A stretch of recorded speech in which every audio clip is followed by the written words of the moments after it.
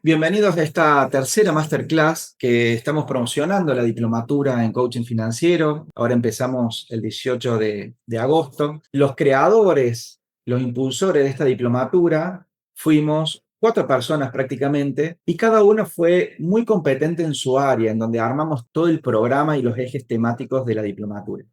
Patricia Colina trae todo lo que es neurociencia. Fernando y Pablo Segueso son los fundadores de ECOA, la Escuela de Coaching Ontológico Americano, que es una de las más grandes en la última década, la que más creció. Han sido reconocidos también a nivel nacional, internacional, por expandir estas ideas del coaching ontológico. Y quienes hablan, Iván Schuf, yo les traigo toda la parte técnica financiera. Entre los 4 nos pusimos a armar los ejes temáticos. Ya hace 6 años que estamos compartiendo la diplomatura. Obviamente que se ha ido modificando en el tiempo, hemos ido mejorando también nosotros y cada actualización, bueno, obviamente que va a aportar más valor a la diplomatura. Así que no está a prueba la diplomatura, esto funciona, la verdad es excelente todo lo que es el programa y es transformacional, no es motivacional, no es que te vas a ir motivado, sino que vamos a desarrollar competencias para ser coaches financieros. Más allá que te dediques o no, vas a desarrollar competencias de la escucha activa, actos lingüísticos, el modelo SAR, el cuadrante de flujo de dinero, los estados financieros, la interpretación de los patrones de flujo de dinero, cómo armar una arquitectura financiera, cómo armar mi plan de retiro, cómo hacer escalar estos negocios, mi estado financiero patrimonial, que debería ser simple, automático, seguro y hasta aburrido, diríamos. Entonces, ¿cómo hago esa arquitectura basada en mis valores? ¿En qué es lo que hoy valoro yo? Si valoro más el tiempo, si valoro estar con mi familia, si valoro viajar, si valoro la disponibilidad de libertad de tiempo. Entonces muchas veces nos metemos en un negocio en donde rompemos esos valores personales. Tengo ese conflicto de valor, porque al final me puse el negocio para ganar más dinero y tener más tiempo, y lo que menos tengo es dinero y tiempo. Entonces tengo un conflicto de valores. Desde eso se trata la diplomatura. Así que bueno, bienvenida a esta tercera masterclass. Vamos a hacer un pequeño repaso de lo que fue la primera masterclass. Vimos el patrón de flujo de dinero. Este patrón fue creado con cada decisión de Luisito. Esta es la historia de Luisito, pero yo creo que todos nacemos Luisitos y después de alguna manera o nos consolidamos como Luisito o logramos salir de ese patrón en donde entra el dinero y sale todo como gasto. Y es un patrón recurrente en Chile, en Colombia, en Canadá, en Francia, en España, en Argentina. Siempre está este patrón. Cuando yo hago el estado financiero personal en una sesión de coaching, siempre aparece este patrón. Yo me di cuenta de que hay un patrón cultural en donde nos lleva la cultura a ser grandes consumidores. Trabajo para consumir, trabajo para elevar mi estilo de vida. Y ahí es donde yo quedo preso de ese trabajo, porque si yo dejo de trabajar o empiezo a tener menos ingresos, ¿cómo hago para sostener ese estilo de vida? Y ahí es donde está el malestar financiero. Muchas veces ganamos buen dinero, pero tengo un malestar financiero porque tengo incertidumbre. Siempre estoy en modo supervivencia. Y la idea es poder empezar a pensar diferente, a actuar diferente, para armar una arquitectura de libertad, de soberanía, dentro de un sistema que es bastante hostil, que es el país. El país, el municipio, el gobierno, que te busca sacarte dinero con multas, con impuestos, con inflación, un montón de regulaciones. Y de eso tenemos que aprender a armar esa arquitectura para poder no solo sobrevivir, sino expandirnos. Este patrón de flujo de dinero es lo que vimos en la primer masterclass, pero fundamentalmente lo que quiero hacer hincapié aquí es que la decisión personal diaria es lo que hace que se forme este patrón. Si yo cambio mi manera de pensar y empiezo a tomar decisiones diferentes, cambio mi patrón de flujo de dinero. Lo cambio. ¿Cómo? No que entre y salga como gasto, sino que entre y que pueda conservar el valor de mi dinero en la columna de activos. Yo le llamé negocios, pero puede ser la bolsa de valores, pueden ser negocios digitales, puede ser una marca, puede ser departamentos, ¿sí? Cada uno armará esa columna de activos de acuerdo al criterio y la decisión de cada uno. Pero deberíamos empezar a conservar valor en el tiempo y pensar también la manera de que ese patrimonio genere más patrimonio, para que en un momento más o menos 50 años tengamos libertad de tiempo, libertad de decisión, si quiero o no seguir trabajando, o por lo menos tener la mochila más liviana que uno quiere ya disfrutar o de sus hijos grandes, o de los nietos, o en otra etapa de la vida. Entonces quiere vivir la segunda etapa de los 50 años de otra manera. Pero para que eso ocurra, tengo que hackear mi mente, tengo que romper ese patrón cultural que vengo 50 años manejándome de una manera y hoy busco cambiarlo. Y no es de un día para el otro, es un proceso transformacional. Es un proceso que lleva tiempo, lleva estudios, lleva esfuerzo, lleva decisiones, lleva relaciones nuevas, lleva un compromiso para que eso ocurra. Bueno, nosotros le vamos a traer la diplomatura como parte de ese ecosistema en donde uno puede empezar a cambiar esa forma de pensar para cambiar el accionar y cambiar el resultado que está teniendo hoy. Todo eso es lo que vimos en la parte de la primera masterclass. También vimos que aparte de los obstructores que tenemos externos, que es del sistema, aparte de tener multas, regulación, impuestos, inflación, situaciones que nos pasa a nivel familiar, a nivel personal, tenemos también nuestros propios obstructores que tiene que ver con los miedos, los juicios, los paradigmas, tenemos malas relaciones y un montón de obstructores que son invisibles pero existen. Entonces tenemos muchas cosas en contra a la hora de poder plantear un objetivo y lograrlo fácilmente. Bueno, nosotros tenemos que elevarnos como seres humanos. ¿Para qué? Para ser más fuertes que las circunstancias, ser más grande que las circunstancias. Y que la circunstancia que estoy atravesando hoy pueda gestionarme de tal manera de estar sano, de estar vital, de pensar con claridad y actuar en consecuencia para poder salir de esa situación y crecer. Vimos un montón de obstructores, tanto externos como internos. Y nosotros, de acuerdo a la situación que estamos viviendo en el país, por ejemplo en Colombia, que hoy están con el tema del terremoto, también vivimos nosotros diferentes cambios de gobiernos. Bueno, cada uno tiene un observador, que eso lo vimos en la segunda masterclass, que uno interpreta la realidad. No vemos el mundo como es, sino que vemos el mundo de acuerdo a mi capacidad de interpretarlo. Entonces, esa situación me pega una emocionalidad y me invita a una acción. Vuelvo a repetir, esa situación que está pasando, yo tengo una interpretación que puede ser funcional o disfuncional, positiva o negativa, como le quieran llamar, pero yo tengo una interpretación. Esa interpretación me genera una emoción y esa emoción me invita a una acción. Si yo tengo esa interpretación que está peligroso, tengo miedo por el terremoto, por la guerra, por el gobierno que ahora, no sé si es derecha, de izquierda, lo que sea, y tengo miedo, mi interpretación de miedo, me pega esa emoción y obviamente que me invita a una acción de inacción o de irme de la zona o de tener cuidado, no emprender, no invertir, ¿sí? Protegerme. Entonces, esto pasa tan rápido en nuestra mente, en nuestro cuerpo, ¿sí? En nuestro lenguaje, que no lo detectamos, salvo que estemos preparados para poder detectarlo. O sea, es tener más conciencia de estas herramientas para que, cuando suceda algo y me lleva a una situación extrema, yo pueda, a través de esa conciencia, gestionarlo. Entonces, si yo sé que estoy teniendo miedo y estoy a lo mejor teniendo exceso de futuro porque me imagino cosas, mi cuerpo se tensa, pero me doy cuenta, quizás a través del lenguaje, empiezo a cambiar mis otros dos dominios. Digo, no, estoy tranquilo, estoy bien, bárbaro. Cuando yo empiezo desde un lenguaje emocional, bueno, cambio mi emoción y cambia mi cuerpo. Lo mismo con respecto al cuerpo y la emoción. Si yo tengo una emoción de enojo, de miedo, de ira, seguramente el lenguaje que me va a salir inmediatamente está relacionado a eso, porque buscamos coherencia. Pero si yo me doy cuenta de que estoy enojado y en vez de entablar una charla desde el enojo, ¿qué es lo que hago? Gestiono a través del cuerpo. Entonces digo, mira, lo hablemos mañana, lo hablemos más tarde, me voy de la sala, voy a caminar un rato, me voy al parque, desde el cuerpo empiezo a bajar la intensidad del enojo hasta que puedo pensar más tranquilo. Entonces siempre un dominio termina afectando en los otros. Pero cuando tenemos conciencia lo podemos gestionar. Cuando no tenemos conciencia, somos más animales que racionales.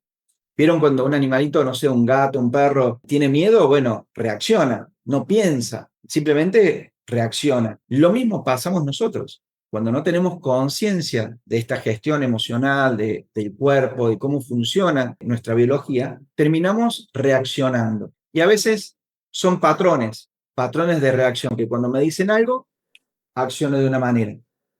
Cuando tengo una deuda, siempre la busco solucionar de la misma manera. Son patrones. Cuando nosotros queremos cambiar algo de nuestra vida y nos damos cuenta de que ese patrón en un momento quizás fue funcional, pero hoy es disfuncional para mi vida y no lo quiero más, al darme cuenta, yo puedo aprender a gestionarlo aprendiendo estas herramientas. Y así como yo lo puedo gestionar, puedo también, en una sesión de coaching, tener esos recursos para acompañar procesos a otras personas para que lo puedan gestionar. Por eso también vimos en la segunda clase el modelo OSAR. OSAR de observador, sistema, acciones y resultados. Si hay un resultado en mi vida que yo quiero cambiar, ese resultado es la consecuencia de las acciones que fui tomando para llegar a ese resultado. Pero las acciones y el resultado son visibles, son como datos, es un comportamiento observable. Lo que nos cuesta observar tiene que ver con el observador que estamos siendo. ¿Y cómo se conforma el observador? Lo que dijimos anteriormente, cuerpo, emoción, lenguaje. Eso es invisible, no lo vemos. Y mucho menos vemos el núcleo duro, que tiene que ver con las creencias más profundas, con los valores, la identidad de la persona. Entonces, esto me sirve para poder trabajar con un equipo de ventas, para gestionar clientes, para liderar personas, para hacer una sesión de coaching, para hablar una conversación con el hijo, con la pareja, para todo. Porque si hay un resultado que no estoy teniendo, por ejemplo, una buena relación con mi hijo o una buena relación con mi socio, o no estoy ganando lo que yo quisiera ganar el doble, digo, ¿cuáles son las acciones que me llevaron a este resultado? ¿Y cuáles son las acciones que sí cambiarían mi resultado? Pero para cambiar esas acciones, quizás tengo que cambiar mi matrix, mi mindset, que es mi manera de pensar el negocio. Quizás esa manera de pensar el negocio, al cambiarlo, cambian las acciones y cambia el resultado.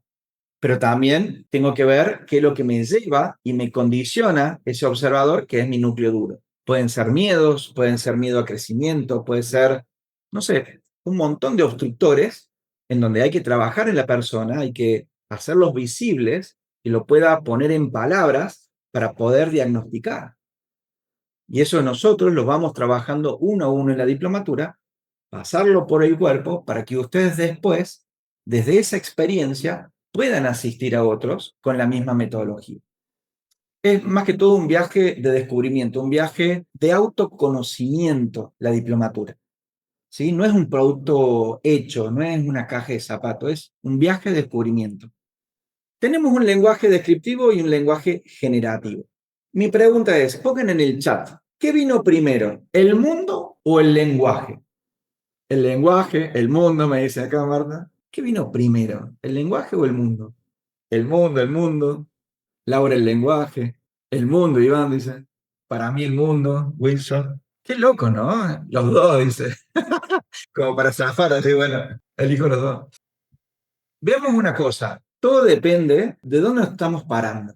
Nosotros tenemos, por ejemplo, un lenguaje que es descriptivo. Respondemos la pregunta desde el lenguaje descriptivo, decimos que el mundo vino primero, porque el lenguaje describe el mundo. ¿Qué es lo que voy a describir? El mundo vino primero, entonces describo el mundo. Ahora, ¿de qué se trata el lenguaje descriptivo? El lenguaje descriptivo, a diferencia del lenguaje generativo, explica cómo son las cosas. Se orienta a ubicar las causas. Busca dar cuenta de realidad existente. Y explica el mundo exterior de las cosas y de los hechos. En realidad describimos lenguaje descriptivo. Luciana tiene un buzo rojo. Claudia tiene un fondo con ECOA. Andrea tiene anteojos. ¿Sí? Describo el mundo. Ahora, el lenguaje descriptivo es diferente. No es que uno sea bueno y uno malo, sino que utilizamos el lenguaje de diferente manera, obviamente como herramienta, como recurso, ¿para qué? Para abordar diferentes tareas. El lenguaje generativo crea el mundo, busca crear una realidad, se orienta a generar efecto. Cambia el mundo después de la palabra. La palabra abre o cierra posibilidades. Entonces muchas veces nos paramos en un lenguaje descriptivo y digo, bueno, Claudia, qué bien, Claudia, está ganando el doble este año que el año pasado. Y me paro en ese lenguaje descriptivo. Si yo me paro en un lenguaje descriptivo, simplemente estoy describiendo, pero ¿cambió algo en el mundo con ese lenguaje mío? No, simplemente describo que Claudia está ganando el doble este año que el año pasado. Ahora, para poder crear una realidad nueva, tengo que utilizar otro lenguaje en mi vida. No solo la descripción que me sirve como parámetro, decir, che, Claudia está ganando el doble este año que el año pasado. Y si eso me inspira, digo, me encantaría ganar el doble este año que el año pasado. Entonces, desde ese lugar, desde el lenguaje generativo, yo creo una realidad diferente, creo un mundo diferente a partir de la declaración. Entonces, el lenguaje, como es acción, cada palabra que utilizo me lleva a abrir posibilidades o a cerrar posibilidades. También el lenguaje descriptivo, en una sesión de coaching, me sirve ¿para qué? Para saber cuál es la situación, que el cliente pueda narrar, describir la situación que está viviendo hoy. Mientras más datos concretos, más voy a poder entender a mi cliente.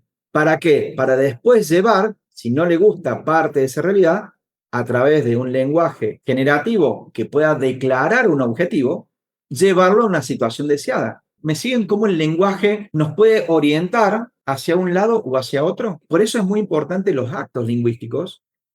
Y dentro de los actos lingüísticos, nosotros entrenamos la escucha activa, que es escuchar con distinciones. Escucho declaraciones, escucho actos interrogativos, escucho un lenguaje descriptivo, escucho narrativas, escucho el silencio. Y estos son recursos que vuelvo a insistir en esto. Me sirven para mi vida y también me sirven como recurso para llevarlo a mi campo laboral, sea coach financiero, sea que esté en el mundo de las ventas, sea que esté en el mundo del asesoramiento, sea que esté liderando personas. Estos son recursos que me permiten a mí salir adelante más rápido. Porque cuando yo me escucho y me converso, puedo distinguir en qué momento emocional estoy. Y cuando yo distingo que estoy en un momento que la verdad que estoy enojado, estoy con malestar, la verdad que me levanté alterado, puedo cambiarlo más rápido, porque tengo los recursos para cambiarlo, porque tengo la conciencia que me permite cambiar mi emocionalidad rápido. Cuando no tengo este lenguaje, cuando no tengo estas distinciones, estas herramientas, no me preparo en estas habilidades blandas, lo que hago es permanecer mucho tiempo en ese estado de enojo, en ese estado depresivo, en ese estado de conversación. Y ese estado se vuelve después un anclaje, se vuelve una conducta, se vuelve un canal neuronal que después lo vuelvo a replicar y lo vuelvo a replicar. Y entonces, muchas veces estamos tropezando varias veces con la misma piedra y no tiene que ver con el afuera, tiene que ver más con el adentro. Tiene que ver con una preparación personal. ¿Tiene sentido esto para ustedes con respecto al lenguaje? Fíjense cómo cambia el mundo si ustedes le hubieran dicho que no a su pareja, serían otra persona, tendrían que haber tenido otro mundo. Si ustedes le hubieran dicho que sí a una profesión, abriría otro mundo. Entonces, el sí, el no, el basta, si ustedes le dicen basta, no quiero estar más desordenado financieramente, basta, no quiero vivir más mis segundos 50 años atrás del dinero, quiero vivir libre, quiero vivir tranquilo, aparece un mundo nuevo a partir de ese basta. Porque aparece un mundo de oportunidades que estás viendo a partir de esa declaración del basta. Por eso es muy importante el lenguaje y por eso les traje también el observador. ¿Cómo se componía el observador? ¿Cómo se forma? Lenguaje, cuerpo y emoción. Nuestra biología también nos habla permanentemente. Porque si yo estoy enfermo, ¿cómo voy a ver el mundo desde ese lugar? ¿Cuál va a ser mi lenguaje quizás? Cuando estás enfermo, lo único que querés es sanarte. No tenés ganas de esto, no tenés ganas de nada, querés estar solo, querés, no sé. Cada uno actúa diferente, pero por lo general funciona más como aparecen un montón de obstructores para poder salir adelante. Salvo que estés preparado para poder habitar menos esos espacios y poder salir adelante más rápido. Quiero combinar esto con algunas reglas cerebrales que hablan de nuestra biología, porque nosotros somos seres humanos, pero en realidad la raza humana es muy nuevita. Nosotros cuando nacemos con un cerebro que ya está predeterminado con ciertos estímulos. No nacemos con un cerebro vacío, venimos con esa experiencia de nuestros antepasados. Entonces, hay ciertas reglas cerebrales que está bueno conocerlas porque nosotros siempre respondemos a estas reglas cerebrales. ¿Cuál sería la primera regla cerebral? Hay 13, pero yo ahora les voy a compartir 4 solamente. Primera regla cerebral. Regla número 1, la supervivencia. ¿Cuál es la función de la regla número 1? La función es mantenernos vivos. Y para mantenernos vivos tenemos que hacer ciertas cosas. ¿Qué es lo que tenemos que hacer? Tenemos que huir, tenemos que atacar, tenemos que alimentarnos y tenemos que expandirnos en nuestra raza, o sea, fornicar. La regla número 1 de supervivencia habla de estímulos muy básicos. Cuando nosotros decimos que estamos en modo supervivencia, es porque estamos activando estas reglas cerebrales, por ejemplo, la 1, que es la de supervivencia. Busco alimentarme, huir, atacar o defenderme, y también reproducirme. Es algo básico. Cada vez que yo me levanto a la mañana, lo primero que activo es la regla número 1. ¿Cuál sería la segunda? Máximo ahorro energético. ¿Qué te dice esta regla cerebral? Que la función más importante es asegurar energía disponible para el cerebro, para poder pensar y después ser funcional a la regla número 1, que es huir, atacar, defenderte, alimentarte o procrear. ¿Me siguen hasta aquí? Hiciste regla cerebral número 2, máximo ahorro energético. O sea, mi cerebro lo que me dice es que no gaste energía, pero para poder emprender, para poder invertir, para poder aprender cosas nuevas, tengo que gastar energía. Pero esta regla es básica, o sea, no la controlo yo, pero me dice que tengo que ahorrar energía.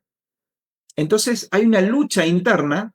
No sé si les pasa a ustedes, pero cuando quieren aprender algo nuevo, hay una resistencia muy fuerte para poder sostener los procesos. Quieren progresar, decir, bueno, quiero empezar a leer media hora por día. Arrancás con toda la motivación, pero ya el segundo día ya empezaste a poner una excusa, vienen conversaciones, no tengo tiempo. Empezamos a boicotear el proyecto. ¿Por qué? Porque se activan estas reglas de supervivencia y de máximo ahorro energético. Cuando nosotros desconocemos esto, ¿qué es lo que sucede? No puedo detectar qué es lo que me pasa, que no puedo sostener un proceso y no puedo lograr terminar procesos. Quiero leer, no puedo pasar una semana sosteniendo el proceso. Quiero bajar de peso, no lo puedo sostener. Quiero crecer y no puedo. Quiero tener una performance en llamados por teléfono, en actividad, no lo logro. O sea, hay una brecha entre querer y poder. Querer no es poder. ¿Estamos de acuerdo, no? Querer no es poder. Hay una brecha ahí. Ahora, cuando hablamos de poder personal. La capacidad que tiene la persona de tomar la decisión y tomar acción en base a esa decisión y sostener el proceso. ¿Por qué? Porque hay una declaración clara de hacia dónde quiere ir y qué es lo que quiere. A eso le llamamos activar la voluntad. Hay muchas otras cosas, ¿no? Pero activar la voluntad tiene que ver con, primero, poner en palabras qué es lo que quiero. Una declaración en positivo. ¿Para qué? Para tomar, ya que dijimos que recién el lenguaje es acción, tomar esa declaración como norte para poder tomar después acción y sostenerlo en el tiempo. Pero la misma declaración me lleva a alimentar mi emocionalidad, que es la antesala a tomar acción. Hay una coherencia en todo esto. Por eso no hay sesión de coaching, ni financiero, ni ontológico, si no hay un objetivo, ¿sí o no? Para los que son y estudiaron coaching. Si no hay una declaración de objetivo, no hay sesión de coaching. Tengo que saber cuál es el norte para después acompañarlo en el proceso de quién está haciendo y quién quiere ser. En esa brecha, bueno, vamos trabajando competencias técnicas y genéricas que tienen que ver con la manera de ser, de estar, de relacionarse, son las habilidades blandas para poder sostener el proceso. Pero es necesario conocer un poco más de neurociencia, de saber cómo funciona nuestra biología. Neurociencia es un recurso más para apoyar lo financiero. Si no tengo este conocimiento de neurociencia, estoy teniendo menos recursos para acompañar a otros procesos. Lo mismo que si yo conozco solamente el estado financiero y no conozco otras herramientas y estoy limitado a una sola herramienta. Tengo recursos escasos. Bueno, mientras más recursos tengamos, más vamos a poder acompañar procesos de progreso de otros. Tercera regla, el cerebro es experto en detectar lo negativo. La función es asegurar no pasar por alto el peligro. Entonces, todo lo que es diferente me llama la atención. ¿Para qué? Para ver si es peligroso o no. Pasa en grupos, por ejemplo, viene un grupo caminando y están todos con los pelos parados y todos pintados, y me llama la atención y miro de reojo a ver qué onda, ¿sí? Porque es raro, es diferente. Bueno, el cerebro es experto en detectar lo negativo. ¿Por qué? Porque busca ser funcional también a la regla número 2 y a la regla número 1. Y cuando nosotros detectamos lo negativo, siempre estoy poniendo excusas. Y si desde el lenguaje estoy poniendo excusas, estoy creando obstructores que me impiden a tomar acción. Como por ejemplo, no, el inglés no me sale, siempre intenté y nunca me salió, o la tecnología me puede, no voy a aprender nunca. Esto de la bolsa de valores, ¿no? Es muy complicado, muy complejo. Y bueno, desde el lenguaje estoy creando obstructores. Y ese obstructor me genera una emoción que me lleva a la inacción. Entonces me lleva por los canales conocidos. ¿Para qué el canal conocido? Para gastar menos energía, porque ya es conocido ese canal, y me lleva a la supervivencia. Entonces repito el patrón que hasta ahora calculo que me funcionó. Y esta regla número 4, lo diferente capta nuestra atención, también es funcional a la regla número 3. La función es evitar que lo nuevo pueda ser una amenaza. Entonces, pensando un poco esto de Jim Rohn, que a mí me encanta Jim Rohn, él decía, nos parecemos a las 5 personas que frecuentamos permanentemente. ¿Por qué dice eso Jim Rohn? Sin evidencia científica, porque en aquella época no estaba esta evidencia científica. Porque nosotros buscamos pertenecer. Y si buscamos pertenecer, buscamos asemejarnos a ese entorno. Si son borrachos y yo no soy borracho, y no pertenezco al grupo, no pertenezco al clan. ¿Me siguen? Si son todos inversores y yo no invierto, y no pertenezco al clan. Entonces, para pertenecer, me tengo que igualar, tengo que emular lo que el grupo hace. Pero esto tiene que ver con la prehistoria. Entonces, ¿qué es lo que pasaba en aquella época de las cavernas? ¿Por qué buscábamos pertenecer a una tribu? Porque las probabilidades de supervivencia aumentaban. Si yo estaba solo y me iba solo al monte, al campo, a la montaña, probablemente no podía sobrevivir. Entonces, ¿qué hace automáticamente mi cerebro? Buscamos pertenecer. Y para pertenecer tengo que emular lo que hace el grupo. ¿Me siguen cómo estas reglas siempre están activas? Somos inconscientes de esto. Actuamos de manera, decimos, no, yo pienso las cosas antes de hacerlas. Hay mucho de la biología que la haces sin pensar porque biológicamente te llevan a esa acción. No tiene que ver con tu pensamiento, tiene que ver con tu biología, de esa herencia de nuestros antepasados. Imagínense que iban a la catarata 2 personas y una persona le dice, che, ¿qué pasaría si nos tiramos de acá? Estaría bueno, ¿no? Y el otro dice, no, ni loco, nos vamos a morir. No sabemos si nos vamos a morir o no. Bueno, si vos querés, tirate, yo no me voy a tirar.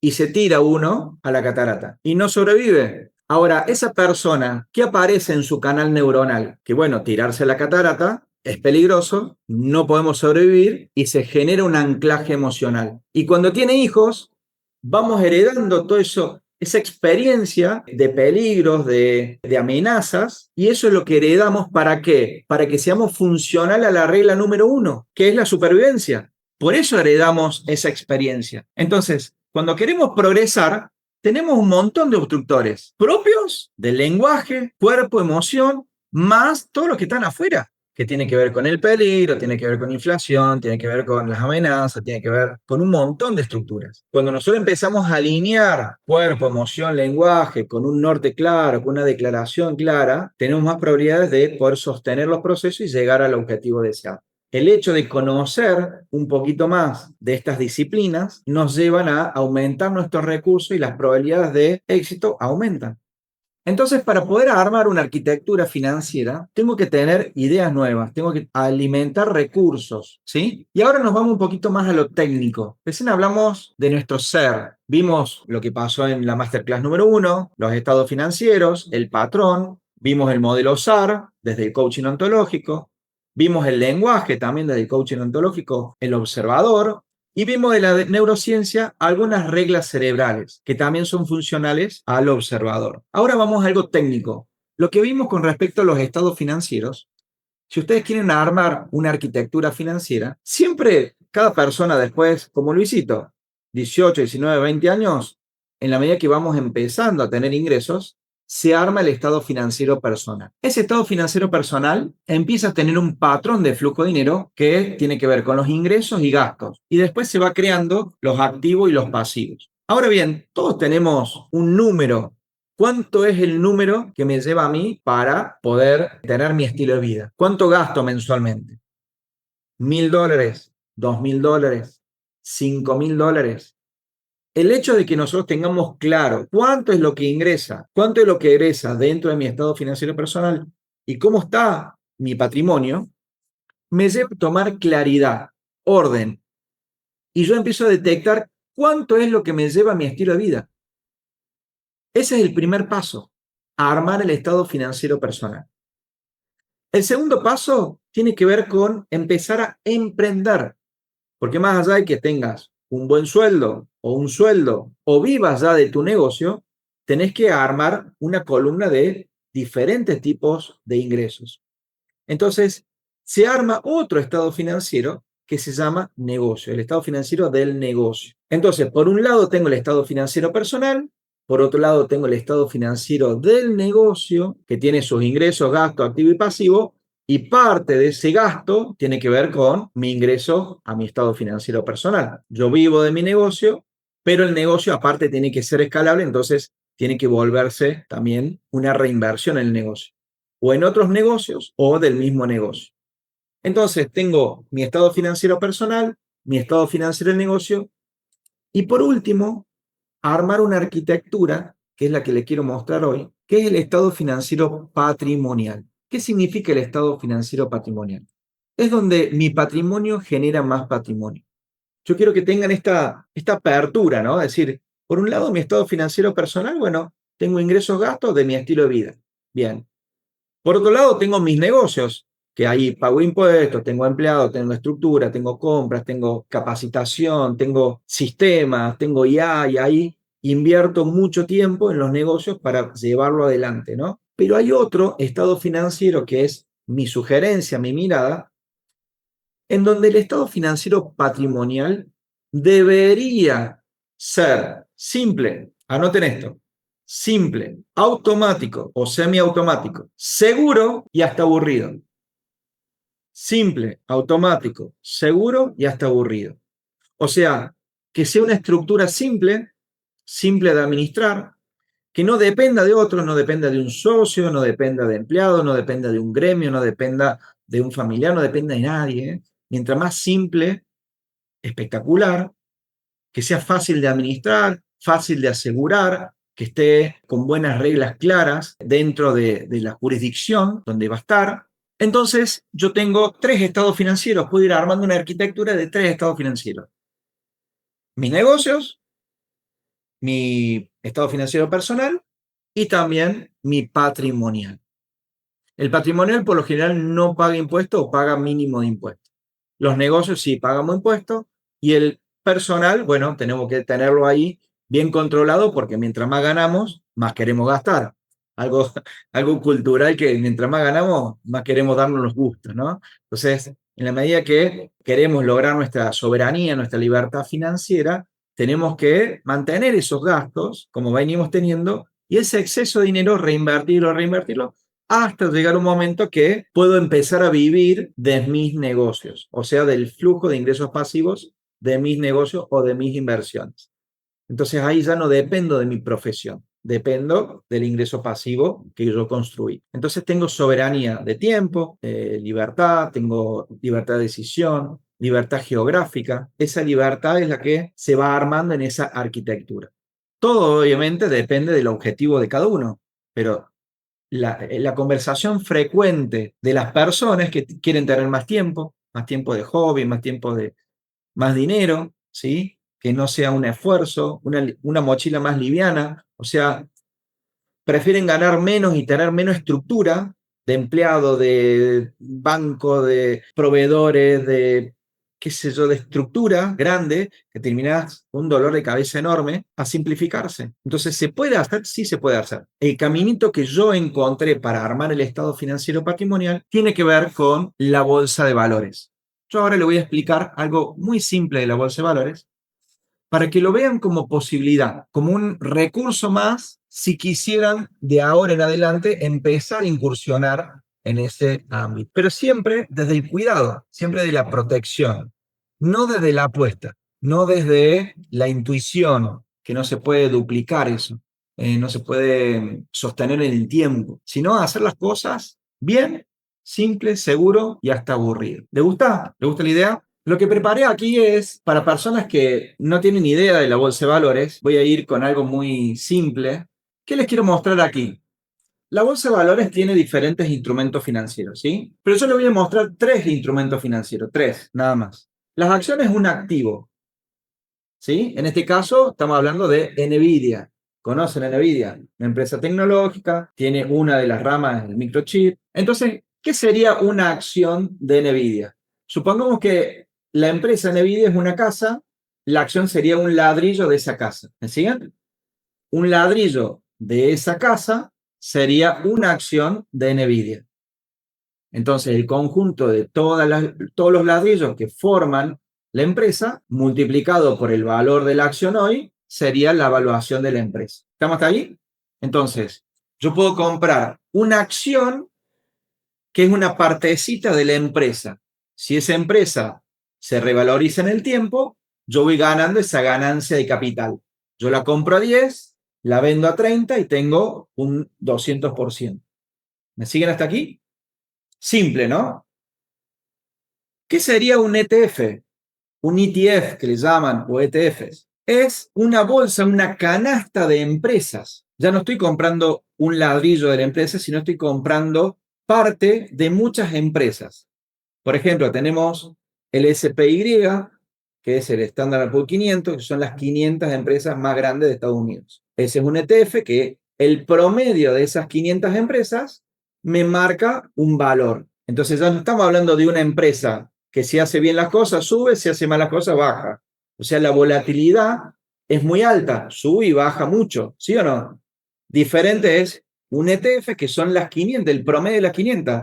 A lo mejor 100 de esas 500 están a la baja, las otras 400 al alza y el promedio me da la alza. Pensemos esto.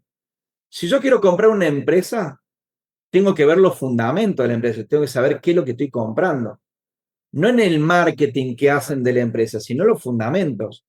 Cuántas ventas tiene, cuánta la deuda que tiene, un montón de fundamentos de la empresa, ¿sí? Para saber qué es lo que estoy comprando y si tiene proyección a crecimiento o no. Como no tengo conocimiento, y por lo general cuando estamos hablando de un basquetbolista, estoy hablando de un futbolista, estoy hablando de un músico, de un profesional o un profesional que tiene cargo muy alto y está muy ocupado, no tiene tiempo de armar toda una base de fundamento e investigar la bolsa, porque no se dedica a eso. ¿Me siguen hasta aquí?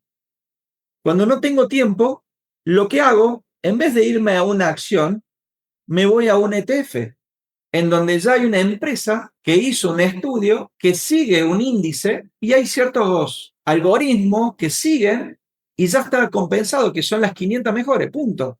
Ya hicieron la investigación por mí. ¿Me siguen hasta aquí?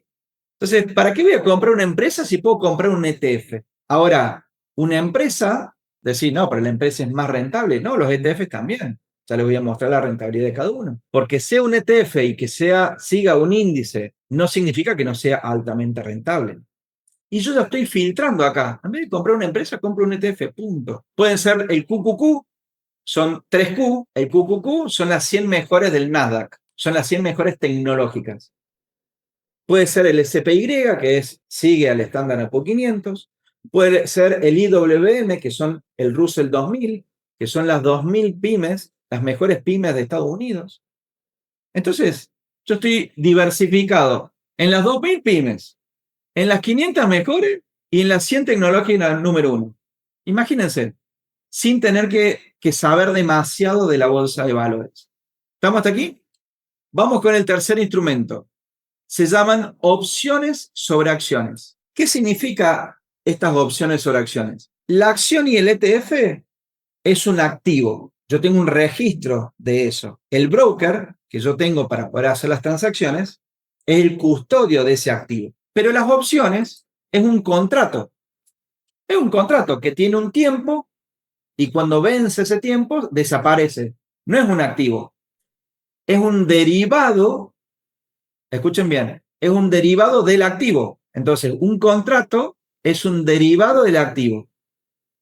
Y yo puedo comprar un calls, que el calls es un instrumento a la alza, o puedo comprar un put, que es un instrumento a la baja. Cuando yo compro una acción, ¿compro pensando que va a subir la acción o que va a bajar? Y que va a subir. Yo compro la acción y yo espero que suba, pero ¿siempre sube o no siempre? ¿Qué onda?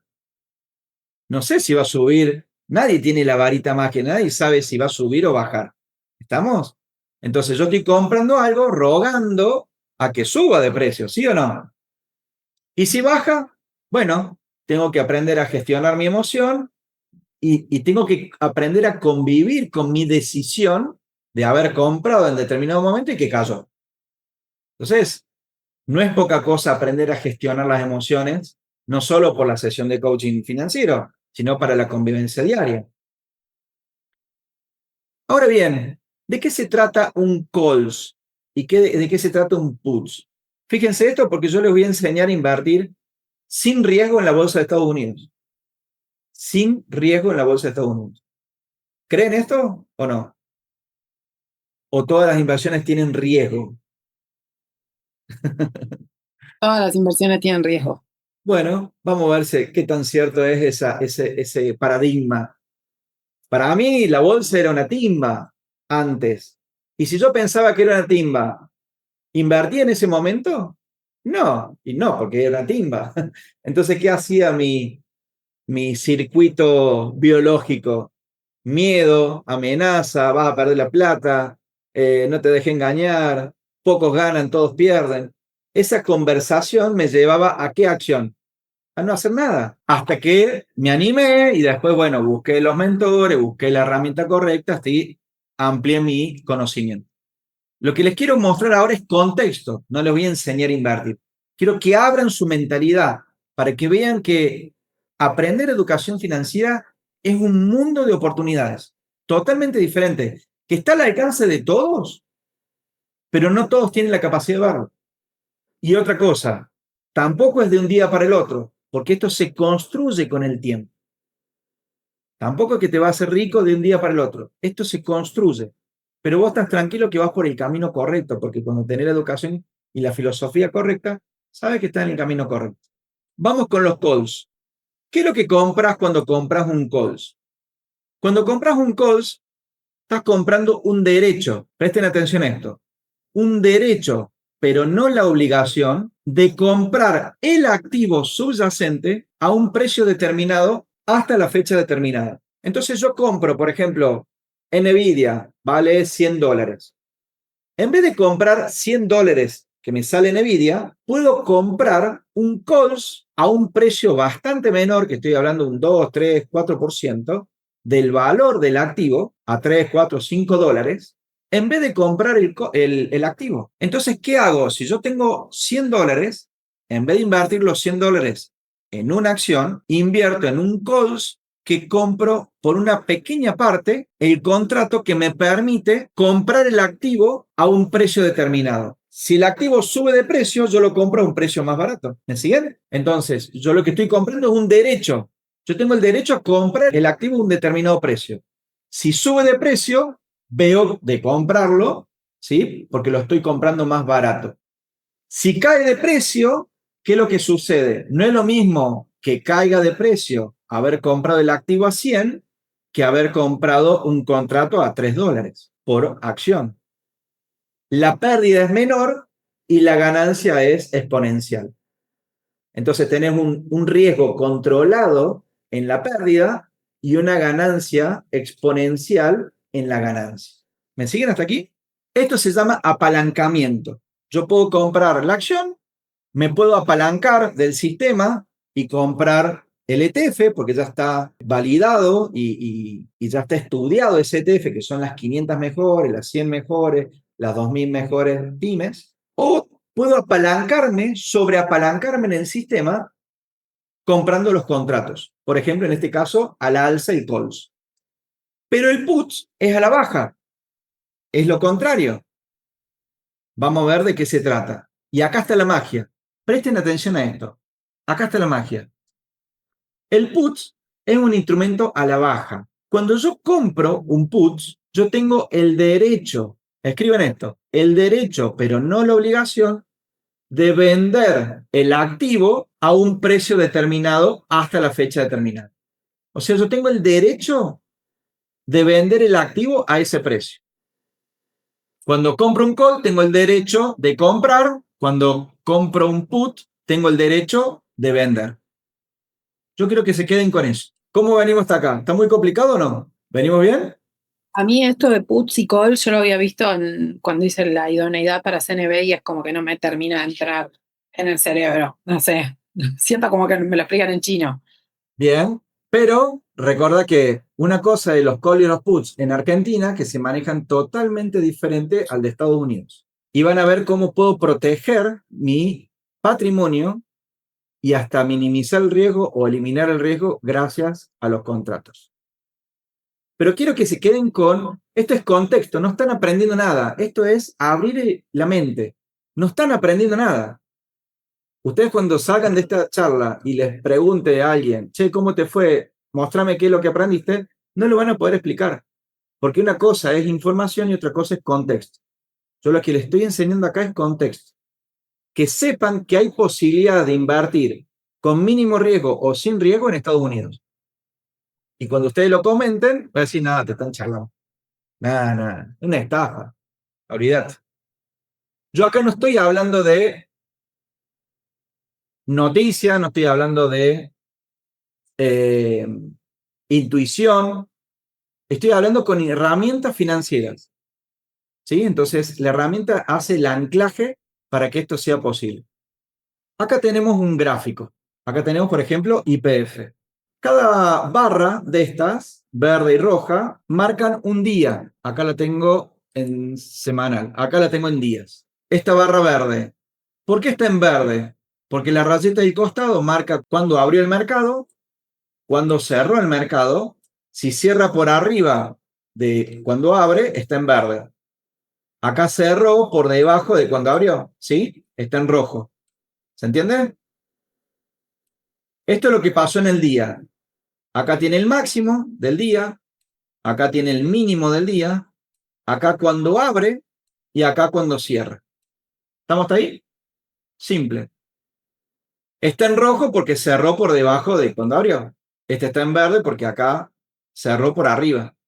Acá cerró por arriba, acá cerró por arriba, acá por abajo, acá por abajo. Eso no es lo importante. Lo importante es que el mercado se maneja en olas, tanto que sube como baja, sube, baja, sube, baja, sube, baja. Siempre se maneja en olas. Pero si nosotros proyectamos, decimos, bueno, me gusta YPF, entonces quiero invertir en YPF. Vamos a ver 5 años atrás. Estamos en el 2026, mitad del 2021, ¿verdad? Vamos a ver cuánto dio, más o menos, de porcentaje de ganancia YPF. Bueno, creció un 1042%. 1042% en 5 años. ¿Mucho o poco? ¿Qué les parece esa rentabilidad solamente teniendo la empresa YPF? Si esto es en 5 años, estamos hablando de 200% anual. Una cosa es invertir $1000, otra cosa es invertir un auto. ¿Un auto cuánto es? 20, 30, 40 mil dólares, 50 mil dólares. Si yo invierto un auto acá, yo al año tendría 3 autos. ¿Me siguen? Y así multiplicó por 5. 1042% YPF. ¿Qué otra empresa Puede ser, por ejemplo, bien conservador, Visa. ¿Cuánto creció también en los próximos años? Más o menos en 5 años, estamos hablando de un 10-12% anual, un 58%. Es importante que tengamos ganancias. Ya arriba de un 10% le estamos ganando a la inflación en dólares, ¿sí? Porque tenemos la inflación nominal, que es la de que declara el gobierno, y otra es la real, que es la que está en la calle. Yo siempre digo que prácticamente es el doble. Si te dicen un 3-4%, estamos hablando de un 8% en dólares, una inflación, en dólares. Entonces, que ya tengamos más de un 10, para mí está bueno. Pero obviamente hay instrumentos e instrumentos. Si yo me voy, por ejemplo, al QQQ, fíjense el QQQ, lo que ha crecido. Estos son las 100 mejores del Nasdaq. En 5 años también, un 100%, el QQQ. Estamos hablando de un 20% anual. Es más, hasta pocas empresas pueden llegar a tener una rentabilidad del 20% anual y acá solamente la compramos y la tenemos. ¿Qué les quiero decir con esto? Que yo tengo un acceso a la bolsa de valores, que puede ser en Argentina, que tengo pocos instrumentos, o la bolsa de Estados Unidos, que tengo más de 7.000 instrumentos para invertir, en donde yo puedo ahorrar en activos verdaderos. Yo puedo ahorrar en activos, en empresas, o puedo ahorrar en ETFs. Entonces yo estoy ahorrando en un activo que se va multiplicando en el tiempo. ¿Cuál es el riesgo que yo tengo de esto? Porque fíjense Apple, y acá está la magia que les quiero hacer ver. Vamos a poner acá más tiempo. De acá del 2008. ¿Cuánto creció Apple en el 2008? Un 2.164%. Fíjense una empresa similar, que seguramente la conocieron muchos, que se llama BlackBerry. En el 2008, yo hice la cuenta acá. Fíjense, en el 2008, todo lo que creció en los primeros años, pero cuando Apple aparece, empieza a ganar territorio y esta empresa empieza a decaer. Fíjense lo que cayó desde el 2008, un 63%. Fíjense esta caída. Desde acá, del máximo, hasta acá. Ese es el riesgo que tenemos cuando hablamos de empresas. Cosa que no estamos teniendo el mismo riesgo cuando hablamos de un ETF. Porque cuando hablamos de un ETF, es una canasta de las 100 mejores tecnológicas. Que si se caen 3, vuelvan a subir 3. Porque tengo 100 abajo que quieren subir y estar dentro de ese índice. ¿Me siguen? Se pelean por estar dentro del Nasdaq 100. Entonces, siempre van a estar las 100 mejores. Entonces, la tendencia al alza siempre es así. ¿Me siguen? Cosa que una empresa pueda aparecer o cambiar el mercado o aparecer una competencia o pasar algo con el producto o el servicio y cae, desaparece. Como le pasó a BlackBerry, que fíjense acá, desde el 2003 hasta el 2008, creció un 8.500%. Es decir, ¿qué empresa que crece tanto en menos de 7, 8 años va a desaparecer? Y bueno, BlackBerry tenemos el ejemplo. ¿Me siguen hasta aquí? Entonces, no hace falta ser un gran genio para darse cuenta de esto. Y esto lo pueden hacer ustedes. Hacen 2 clics como una transferencia y compran la empresa. No dependen de empleados, no dependen de pareja, no dependen de hijos, no dependen de nadie.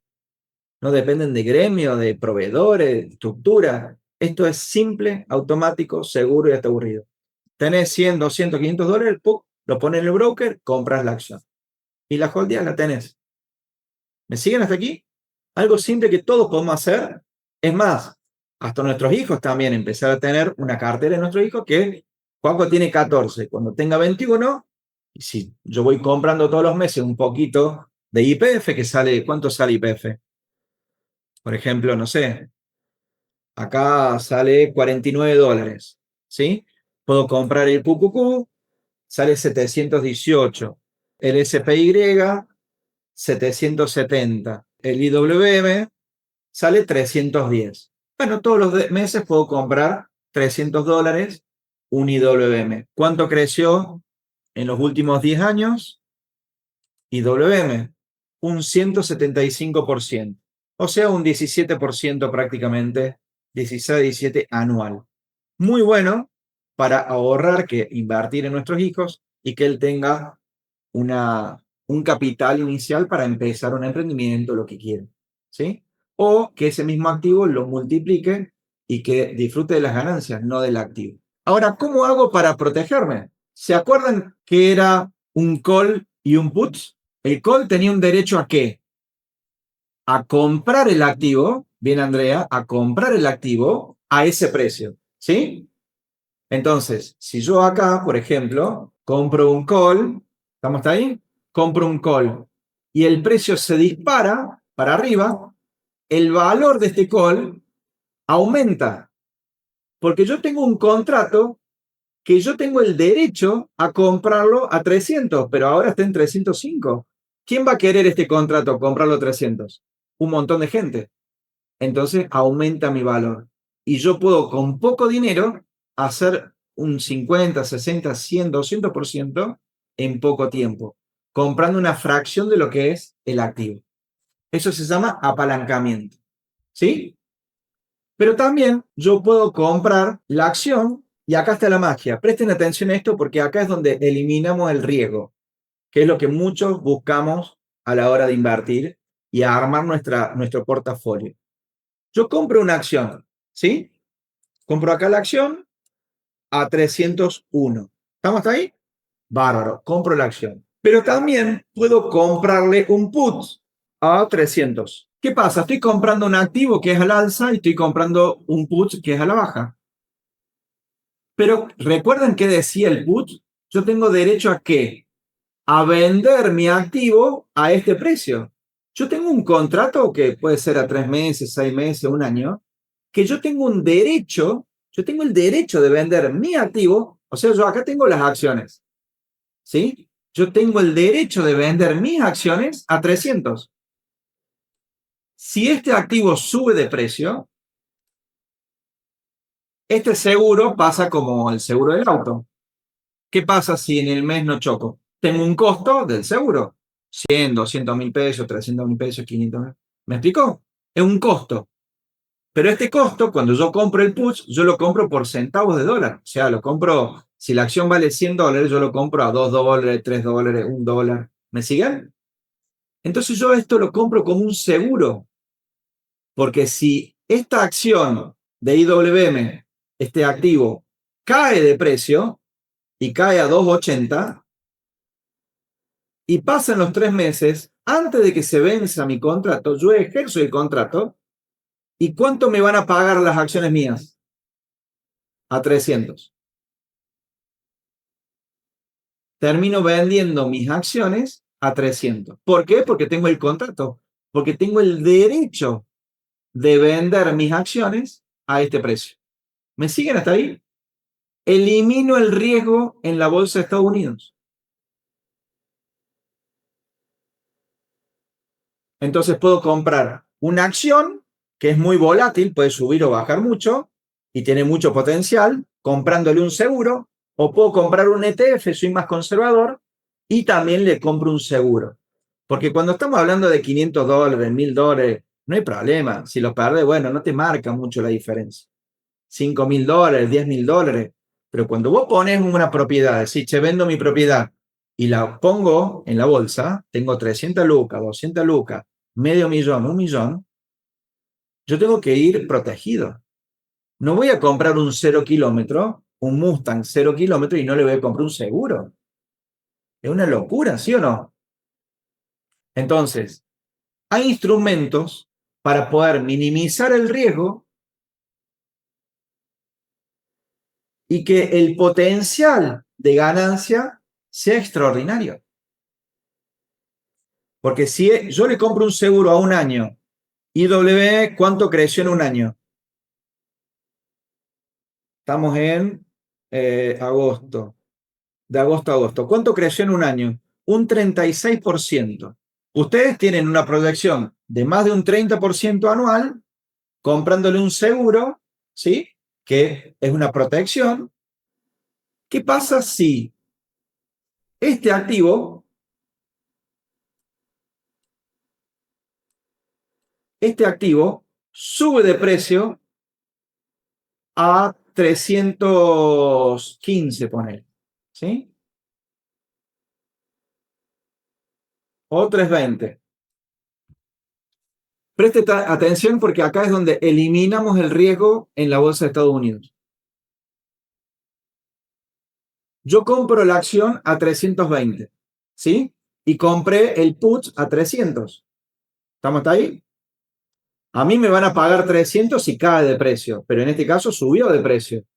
¿Cómo hago para proteger la ganancia y empezar a eliminar el riesgo 100%?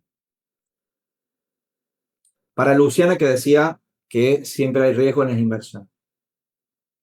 Hay un riesgo inicial, pero después se puede transformar libre de riesgo. Porque yo compro, tengo este put a $300, ¿sí? ¿Yo qué hago? Compro este mismo put, vendo este put que tiene un valor y compro uno a 310. Con la misma ganancia que yo tuve acá de 320, entre la venta del put, pongo unas monedas más y vuelvo a comprar otro contrato que ya estoy protegido en 310, pero yo la acción la compré a 300, pero a mí me la van a pagar a 310. Ahora está en 320, pero si cae, me la van a pagar 310, entonces yo protejo la ganancia. Y esta ganancia ya es una ganancia libre de riesgo. En la medida que sigue subiendo, sigo rolando el contrato y voy protegiendo ganancias. Entonces, lo que les quiero dar, más que la parte técnica, les repito, hay maneras de armar la arquitectura, ¿sí? Que es lo que venimos viendo. Trabajamos emprendimiento, trabajamos el desarrollo personal, trabajamos neurociencia, nos conocemos, elevamos nuestro nivel de conciencia y después nos vamos a la parte técnica que tiene que ver con el hacer. Dentro del hacer, los negocios llevan tiempo, energía, una biología, no emprende cualquiera, de hecho los negocios, la mayoría fracasan, y tienen mucho coraje para emprender, pero si yo soy empleado, puedo invertir en la bolsa. Si yo tengo un negocio, puedo invertir en la bolsa. Si yo tengo un gran negocio, que tengo mucha caja, debería estar en la bolsa. Porque la bolsa tiene instrumentos que es fácil de administrar, fácil de gestionar, tenés todo clarito, estás en el mercado más grande del mundo, que es Estados Unidos en este caso, la jurisdicción estás muy protegido por el gobierno. Entonces, uno puede empezar desde $10 a invertir $100.000, $1.000.000. Es el mismo momento, el mismo análisis para invertir $10 que $1.000.000. Es lo mismo, pero es una habilidad que les va a permitir a ustedes empezar a ahorrar en activos verdaderos y empezar a armar una cartera de activos.